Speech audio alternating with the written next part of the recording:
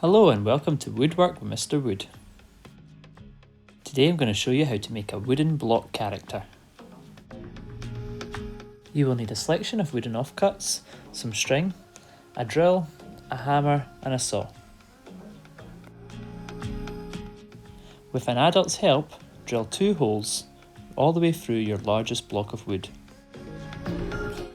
I've also drilled a small hole at the top of the body and in the head to attach the neck. With an adult's help, drill holes in the 4 smaller pieces of wood.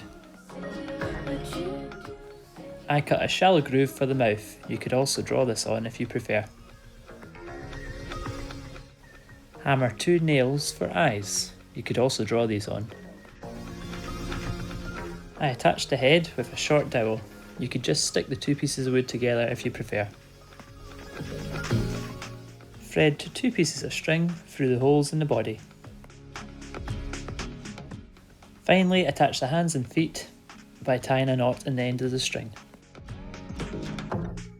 And there you go, that's how you make a wooden block character. This project is much trickier than my previous videos, so make sure you get an adult support when you're drilling and cutting. Good luck!